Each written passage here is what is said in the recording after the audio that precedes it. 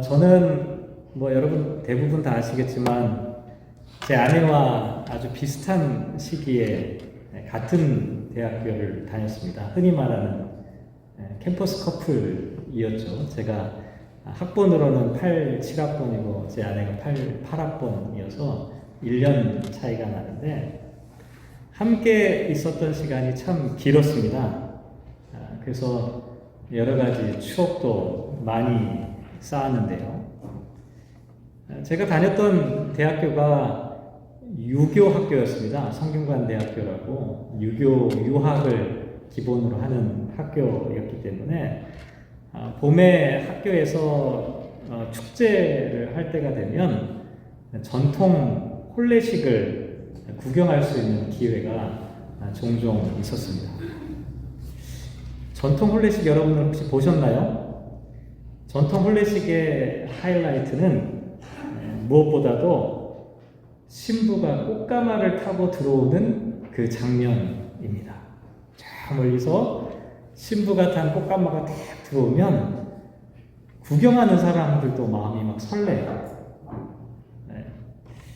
그래서 제가 그때 속으로 그런 생각을 했던 적이 있어요. 나도 결혼하게 되면 꼭 전통 혼례식을 해야겠다. 근데 아쉽게도 그렇게 하지는 못했어요.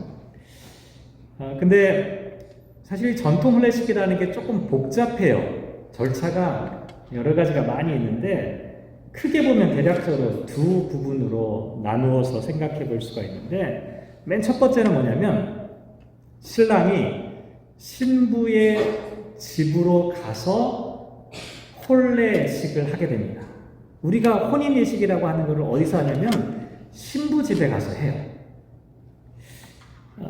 이렇게 신랑이 신부의 집으로 가는 그 발걸음을 뭐라고 부르냐면 초행길.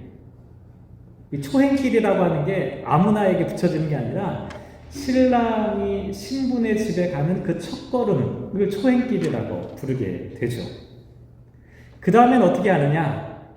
신랑이 신부를 데리고 자기 집으로 와서 자기 부모님, 그러니까 신부 입장에서 보면 시부모님이죠. 자기 부모님께 또 친척들에게 인사를 드립니다. 우리가 흔히 이걸 뭐라고 하죠? 패백이라고 합니다. 이건 이제 신랑 집에서 벌어지는 거예요. 이때 신부를 데리고 갈 때 조금 전에 말씀드린 그 꽃가마를 태워서 신부를 신랑의 집으로 데리고 가는 것이죠. 여러분 한번 머릿속에 상상해 보시기 바랍니다. 결혼 안 하신 우리 청년들은 한번 머릿속에서 나는 결혼식 할 때 어떤 기분일까 한번 생각해 보시면 좋을 것 같아요. 신랑이 신부를 꽃가마에 태워서 자기 집으로 데려갈 때 그럴 때 기분이 어땠을까요? 저 앞에 나와 있는 사진은 제 사진입니다. 아마도 신랑의 기분은 세상을 다 가진 듯한 그런 기분이었겠죠. 아마 어떤 신랑은 그 꽃가마가 들어올 때 그 앞에서 덩실덩실 춤이라도 추었을지도 모릅니다. 제가 오늘 이 말씀을 드리는 이유는 오늘 본문에 나와 있는 이야기가 이와 비슷하기 때문입니다. 이스라엘의 왕으로 기름 부음을 받은 다윗이라고 하는 사람이 오늘 본문 14절을 보면 하나님의 궤가 성으로 들어올 때 여호와 앞에서 힘을 다하여 춤을 추었다 이렇게 말합니다. 왕이 된 사람이 사람들 앞에서 춤을 추었다. 이건 당시의 문화에서 볼 때 흔하게 일어나는 일이 아니었습니다. 오죽하면 16절에 보면 다윗의 아내였던 사울의 딸 미갈이라고 하는 이 여인이 다윗이 춤추는 모습을 바라보면서 뭐라고 말했냐면 심중에 다윗을 업신여겼다라고 말합니다. 춤을 잘 못 췄던 것 같아요. 그러니까 보면서 저게 뭐야? 왕이 또 그 다음에 나와 있는 20절 말씀에 보면 아주 드러내놓고 이렇게 얘기해요. 방탕한 자가 염치 없이 자기의 몸을 드러내는 것처럼 오늘 그의 신복의 계집종의 눈앞에서 몸을 드러내셨도다. 몸을 드러낸다라고 하는 이 표현 영어로 찾아보면 half naked이에요. 그러니까 쉽게 말씀드리면 야, 홀랑 벗고 지금 춤을 추나? 이렇게 다윗을 향해 질책하는 말을 했다는 것이죠. 궁금하지 않으시나요? 다윗이 왕인데요. 왕의 채통과 체면이 있는데 왜 부끄러움과 사람들의 질책에도 불구하고 춤을 추었던 것일까? 다윗이 춤을 추었던 이유는 하나님의 궤 때문입니다. 하나님의 궤. The Ark of God 이렇게 되어 있습니다. 하나님의 상자예요. 흔히 구약 성경에 언약궤라고 불리기도 하고요. 법궤라고 불리기도 합니다. 이게요, 별로 안 커요. 그냥 조그만 나무 상자입니다. 직사각형으로 되어 있는 나무 상자예요. 가로가 2.5 규빗이니까 112.5cm입니다. 1m가 조금 넘는 길이에요. 높이가 얼마나 되냐? 1.5 규빗이에요. 지금으로 따지면 67.5cm밖에 안 돼요. 이게 물론 껍데기는 금박을 했어요. 금박으로 했기 때문에 보기에는 좀 화려해 보이지만 그 안에는 사실은 나무예요. 나무로 만들어 놨고 그 상자 안에 들어가 있는 게 뭐냐면 십계명을 새긴 돌판 2개와 아론의 쌍난 지팡이와 만나를 담은 항아리가 그 안에 들어가 있었어요. 쉽게 말씀드리면 상자 안에 어마어마한 보석이 들어있는 게 아니라 돌멩이 2개가 들어있고요. 항아리가 들어가 있고 지팡이가 들어가 있다는 겁니다. 이게 전부였어요. 그런데 이게 사실 이스라엘 백성들에게 하나님의 궤는 보통 물건이 아니라 아주 특별하게 생각하는 것이었어요. 왜냐하면 2절 하반절에 보면 궤는 그룹들 사이에 좌정하신 만군의 여호와의 이름으로 불리는 것이기 때문이다 라고 말합니다. 이 성경을 보다 보면 성경에는 형상을 만들지 말도록 하나님께서 명령하셨습니다. 이 기독교 신앙이 아주 중요한 차이점이에요. 이방 신앙들은 전부 다 형상을 만들어요. 그 형상, 우리가 흔히 얘기하는 우상을 만들어 놓고 그거를 신이다 이렇게 생각하죠. 왜 그런 줄 아세요? 사람들은요, 눈에 보이지 않으면 믿을 수가 없는 거예요. 그러니까 눈으로 보이는 무엇인가를 만들어 놓고 이게 신이다라고 이름을 붙여놓는 거죠. 하지만 하나님께서는 이스라엘 백성들에게 어떠한 형상도 만들지 말라. 그러니까 여기 나와 있는 이 하나님의 궤, 하나님의 상자도 사실은 하나님의 형상이 아니에요. 그냥 성경에 나와 있는 표현을 보면 하나님의 보좌 혹은 하나님의 발등상이에요. 발등상이 뭔지 아십니까? 발을 올려놓는 곳이에요. 신발을 올려놓는 곳이에요. 그런데도 이 상자를 하나님의 궤, 하나님의 상자라고 부르는 이유는 여기에 하나님의 속성과 본질이 담겨 있기 때문인데요.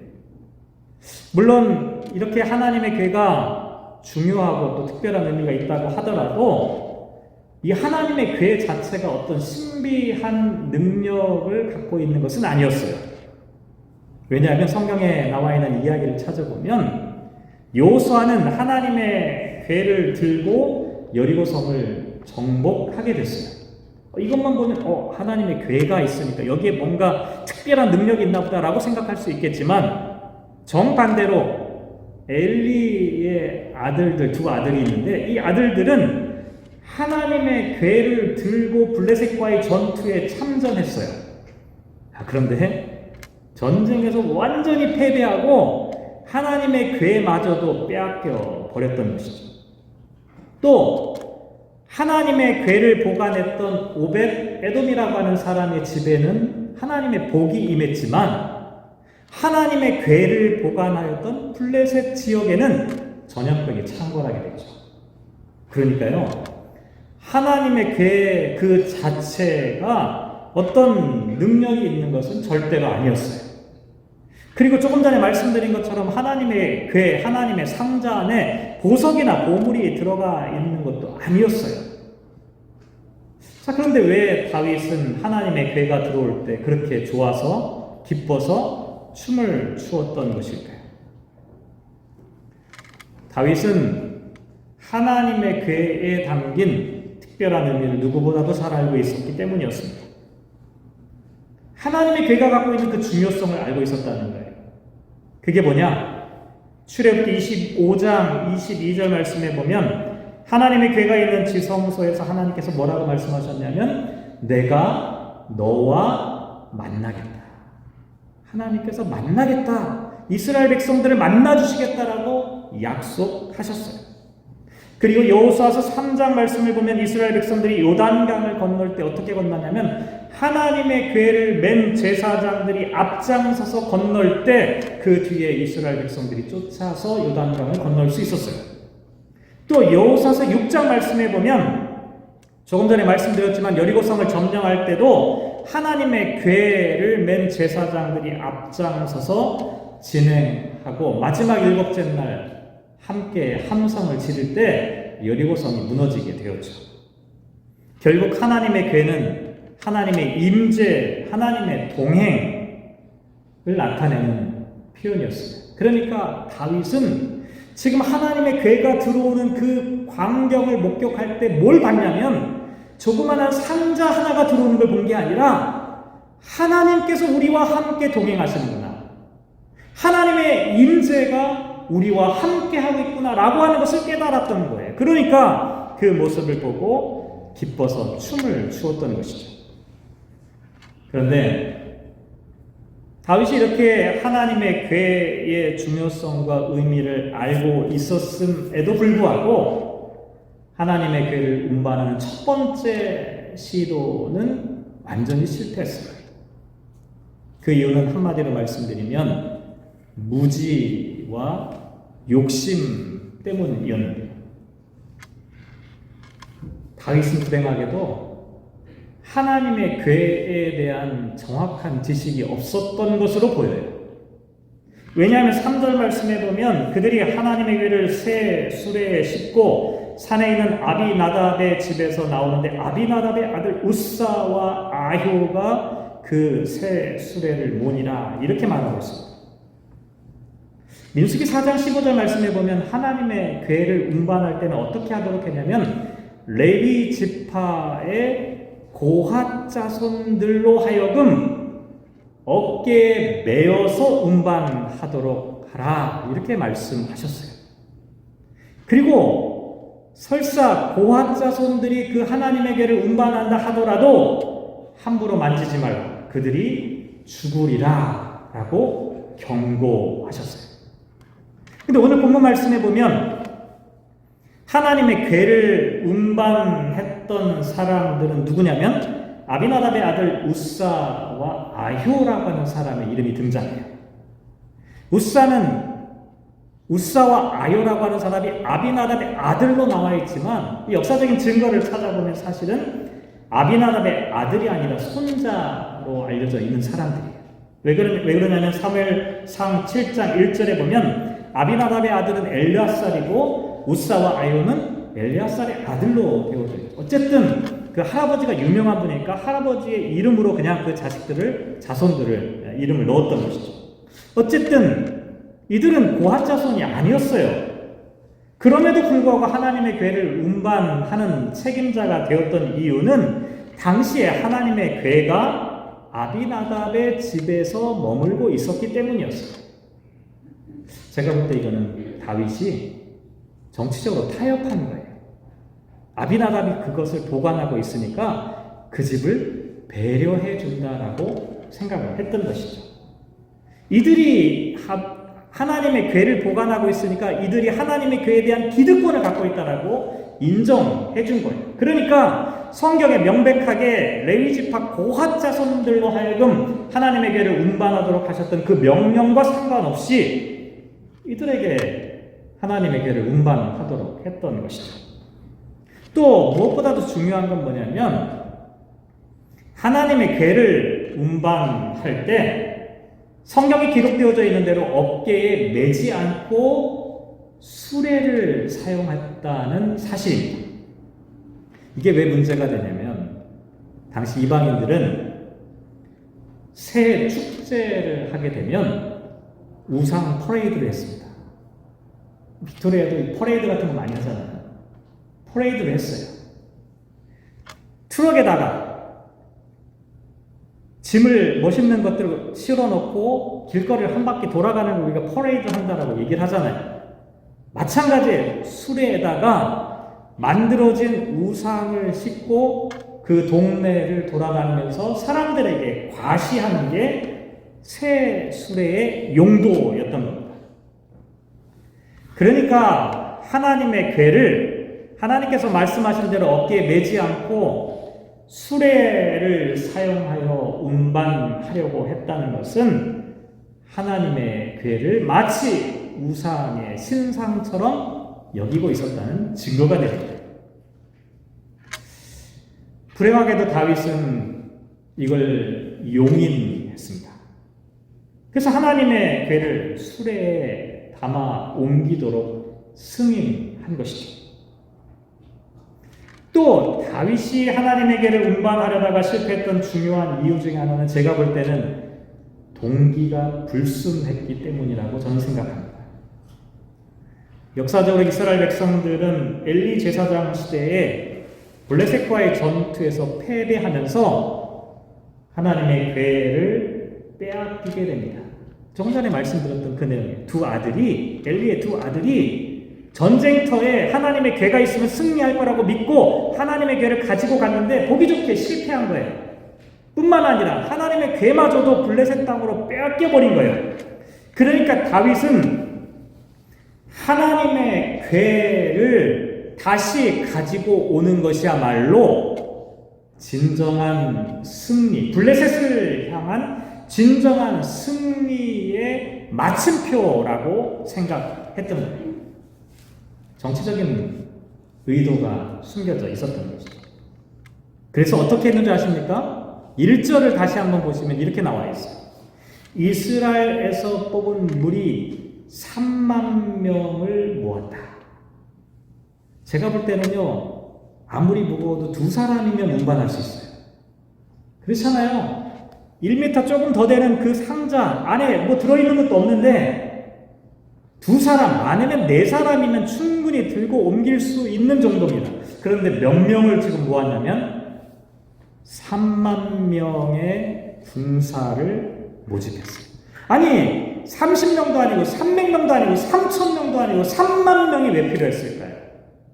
3만 명의 군사는 뭐 하려고 지금 모았을까요? 전쟁을 하는 걸까요? 아닙니다. 다윗이 3만 명의 군사를 모집했던 이유는 자신의 왕권의 강고함을 사람들에게 과시하려고 했던 거예요. 그런데 다윗이 결정적으로 실수한 게 여기에 있었어요. 이스라엘 백성들이 블레셋과의 전투에서 승리할 수 있었던 것은 군대 숫자 때문이 아니었어요. 군대 숫자 때문이 아니었어요. 오히려 사무엘하 5장 25절 말씀에 보면 다윗이 여호와의 명령대로 행하였기 때문에 하나님의 말씀에 순종하였기 때문에 전쟁에서 승리하였다라고 기록하고 있습니다. 전쟁에서의 승리는 세상 사람들이 생각하는 것처럼 군대와 무기 때문에 승리하는 것이 아닙니다. 그리스도인이 생각하는 전쟁에서의 승리는 하나님의 말씀에 순종하느냐 순종하지 않느냐에 따라 달려있는 거예요. 그런데 다윗이 지금 군대를 모았어요. 무슨 얘기예요?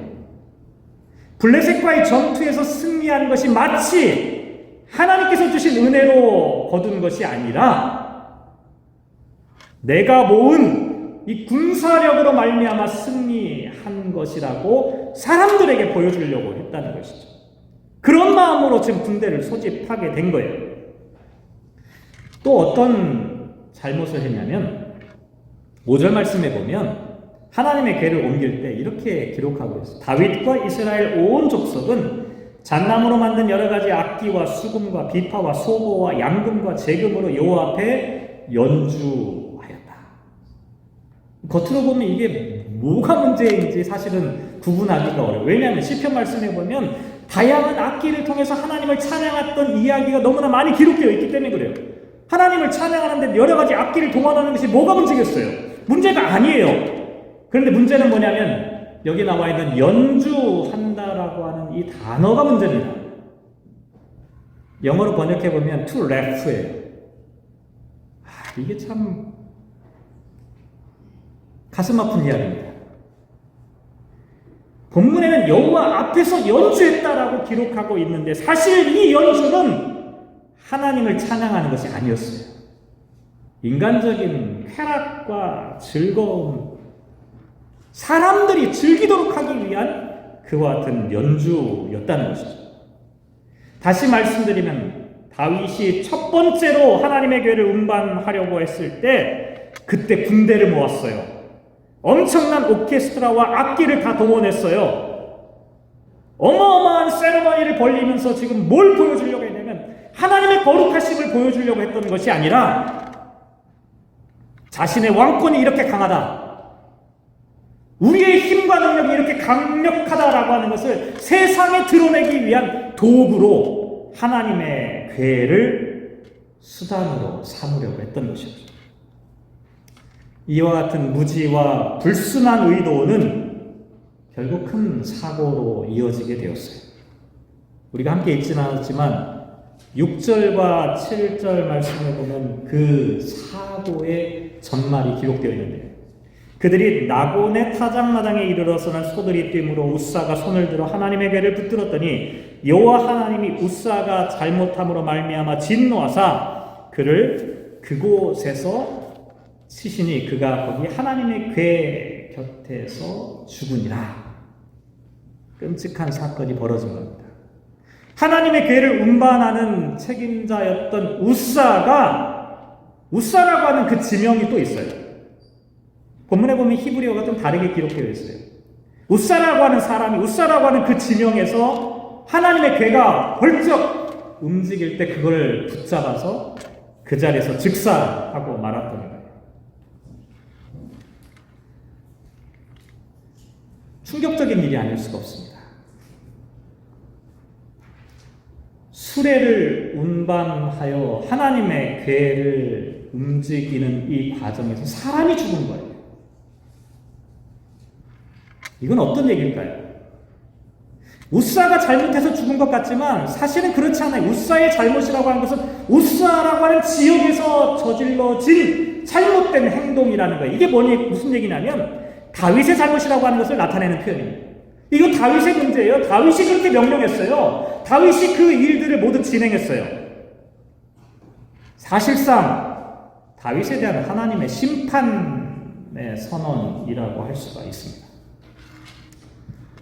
일이 이렇게 되니까 어떻게 되겠습니까? 더 이상 하나님의 궤를 운반할 수가 없었던 거죠. 그래서 10절 말씀에 보면 다윗이 여호와에게를 옮겨 다윗성 자기에게로 메어 가기를 즐겨하지 아니하고 가드 사람 오벳에돔의 집으로 메어 간지라. 애초에 하나님의 성으로 다윗의 성으로 하나님의 궤를 운반하려고 했던 그 시도가 무산되니까 어쩔 수 없이 오벳에돔이라고 하는 사람의 집으로 옮겨 놓게 되었던 것이죠. 여기서 끝났다면 이야기는 별다른 교훈이 없었을지도 모릅니다. 그런데 다윗의 첫 번째 시도는 실패했지만 다윗의 위대함은 실수가 없는 게 아니라, 잘못이 없는 게 아니라 그 실수와 잘못이 있을 때 그것을 어떻게 극복하고 뛰어넘을 수 있는지를 아는 사람이었어요. 이게 다윗의 위대함입니다. 다윗은 철저하게 이 문제를 놓고 아마 기도했을 겁니다. 왜 실패했는지, 뭐가 문제였는지. 그리고 난 다음에 새로운 도전을 시작하게 되는 거예요. 두 번째 시도를 할 수 있었던 가장 결정적인 계기가 뭐였냐면 11절 말씀에 보면 여호와의 교회가 가드 사람 오베데돔의 집에 석 달을 있었는데 여호와께서 오베데돔과 그의 온 집에 복을 주시 다윗이 이걸 본 거예요. 다윗이 3개월 동안 오벳에돔의 집에 머물러 있는 그 언약궤 하나님의 궤를 통하여 하나님의 복이 오벳에돔의 집에 넘치는 이 장면을 보면서 다시 마음을 다잡기 시작합니다. 그런데 한번 생각해 보시기 바랍니다. 언약궤 하나님의 궤를 운반하다 사람이 죽었는데 여러분 같으면 여러분의 집으로 그 하나님의 궤를 운반해 오라고 하면 감사합니다 이렇게 받을 수 있는 사람이 있어요? 솔직히 한번 말해보세요. 있으신가요? 저는 못할 것 같아요. 이게 쉬운 일이 아니에요. 그런데 오베데돔이라고 하는 사람이 이런 상황에서 자기의 집으로 하나님의 궤를 옮겨오도록 했어요. 근데 역대상 26장을 찾아보면 흥미로운 사실 하나 발견할 수 있는데 오베데돔이 누구냐? 고핫 자손이에요. 나중에 성문의 문지기로 봉사하는 사람이라고 기록하고 있습니다. 이 사람은 아마도 책임감을 느꼈던 모양이에요. 내가 하나님의 궤를 운반해야 되는데 고핫 자손으로서 하나님의 궤를 운반하는 책임이 나에게 있는데 내가 그 책임을 감당하지 않아. 아마도 제 상상이긴 하지만 그래서 우사가 죽은 다음에 그 하나님의 궤를 직접 메고 자기의 집으로 가져오지 않았을까. 사실 하나님의 궤를 가지고 온다고 해도 그 하나님의 궤를 통해서 얻을 수 있는 유익이 확실히 보장된 것도 아니었어요. 하나님의 궤가 축복의 수단이다라고 확신할 수 있는 근거가 아무데도 없었어요. 오히려 사람들은 어떻게 했겠습니까? 다 도망갔을 겁니다. 하나님의 궤 근처에 아무도 접근 못했을 거예요. 도망가고 피하려고 했던 하나님의 궤라고 하는 그 십자가를 오베데돔은 받아들인 거예요. 자기의 집으로, 자기의 삶으로 가지고 온 것이죠. 그러자 하나님의 궤는 저주가 아니라 하나님의 복의 근원이 됐던 겁니다. 저는 이게 대단히 중요하다고 생각하는데요.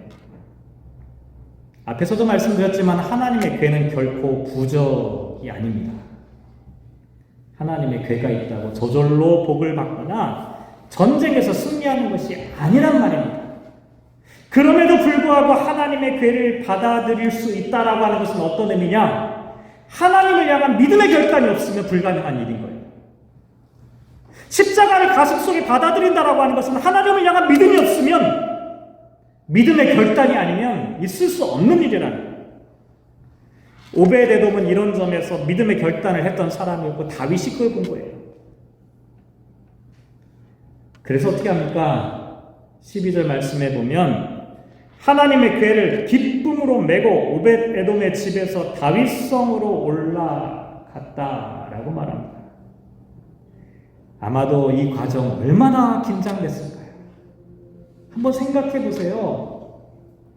첫 번째 시도에서 사람이 죽었으니까 그 두 번째 시도를 할 때 이 궤를 메고 가는 길이 얼마나 긴장되고 얼마나 떨리는 순간이었겠어요. 그러니까 오늘 성경 말씀을 기록한 그 내용을 보면 한 걸음 한 걸음 발걸음을 세요. 그래서 13절 보면 6걸음을 떼자 안도하는 거예요. 잠시 쉬었다가 어떻게 합니까? 13절에 보면 소와 살진 송아지로 제사를 드려요. 겨우 6걸음 가는 거. 무슨 얘기입니까?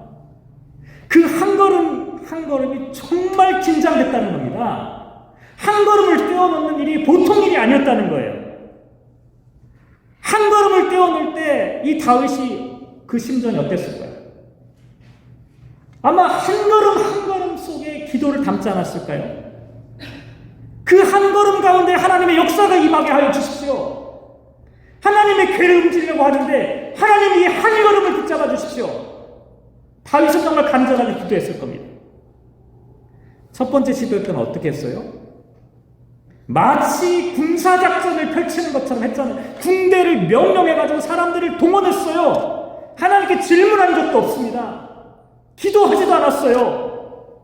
무작정 하나님의 궤를 움직이면 내 왕권이 강화될 것이라고 생각했던 것이 첫 번째 모습이었어요. 두 번째는 그렇지 않았어요. 하나님의 뜻이 무엇인지를 찾았어요. 하나님의 뜻대로 한 걸음 한 걸음을 움직이려고 애를 썼던 겁니다. 또 앞에서 말씀드렸죠. 수많은 악기를 동원해서 인간들을 기쁘게 하는 연주를 했는데 두 번째에서는 어떻게 했는지 아십니까? 15절 말씀해 보면 하나님의 궤가 들어올 때 나팔을 불었다라고 기록하고 있어요. 다른 악기들은 지금 다 사라져버렸어요. 무슨 얘기냐면 인간들을 위한 음악을 연주한 것이 아니라 나팔의 상징은 뭐냐면 왕의 개선을 전쟁에서 승리하도록 인도하시는 하나님의 승리를 나타내는 이 트럼펫 나팔을 불었던 거예요. 철저하게 인간 중심에서 하나님 중심으로 바뀌게 됩니다. 이렇게 조심스레 하나님의 궤가 오벳 에돔의 집에서 한 걸음 한 걸음 옮겨오기 시작하죠. 마침내 다윗성에 들어오게 되었습니다. 그때 14절 말씀해 보면 힘을 다하여 춤을 추는데 그때 다윗이 배 에봇을 입었더라. 설교를 마무리하도록 하겠습니다. 다윗이 하나님의 궤를 맞이하는 이 장면을 생각해 보면 마치 꽃가마를 타고 들어오는 신부를 바라보는 신랑의 마음을 생각해 볼 수 있습니다. 그 신랑이 얼마나 기뻤을까? 얼마나 설렜을까? 얼마나 흥분되고 행복한 마음이었을까? 신부를 아버지, 어머니와 가족들과 친척들에게 소개하는 그 기쁨과 그 설렘. 다윗은 이런 마음으로 지금 하나님의 궤를 맞이하고 있었습니다. 왜 이랬을까요? 그 순간은 가장 사랑하는 이를 기다리고 맞이하는 시간이었기 때문이었습니다. 오늘은 성령 강림절 후 8번째 주일인데요. 성령 강림의 절기는 바로 이것입니다. 하나님의 궤가 다윗성 안으로 들어오는 것처럼 하나님이신 성령님께서 저와 여러분의 마음속으로 지금 찾아오고 계시는 과정입니다. 이게 성령님께서 강림하는 역사입니다. 성령님께서 이렇게 저와 여러분에게 찾아오시는 이유는 과연 무엇 때문입니까? 우리를 죄에서 구원하시고 저와 여러분으로 하여금 새로운 인생을 살아갈 수 있도록 변화시키고 새롭게 하기 위해서입니다. 새 출발을 하도록 하는 겁니다. 새 신랑이 새 신부를 맞이하여 새로운 가정을 꾸미는 것처럼 성령님께서 강림하시는 이 사건은 저와 여러분으로 하여금 새로운 삶을 시작할 수 있도록 기회를 주시는 거예요. 그러니 그 신랑이 얼마나 벅차겠습니까? 그 다윗이 얼마나 감격스럽겠습니까? 성령 강림의 역사는 바로 이와 같은 것입니다. 저와 여러분의 마음속에 하나님이 찾아오시는 겁니다. 하나님이 찾아오셔서 저와 여러분을 새롭게 하시는 겁니다. 변화시켜 주시는 겁니다. 과거와는 다르게 살도록 하시는 거죠. 사랑하는 성도 여러분, 간절한 마음으로 여러분에게 말씀드립니다. 신앙생활은 첫 번째 다윗처럼 하는 게 아닙니다. 계산하는 게 아닙니다. 자기를 중심으로 살아가는 게 아닙니다. 첫 번째 신앙생활은 실패할 수밖에 없습니다. 두 번째 신앙생활로 우리가 변화되어야 합니다. 하나님 중심으로, 하나님의 말씀 중심으로 변화되지 않으면 우리는 실패할 수밖에 없습니다.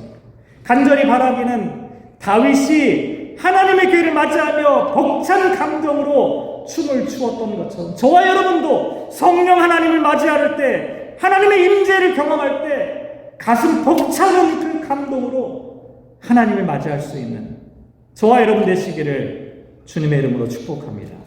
기도하겠습니다.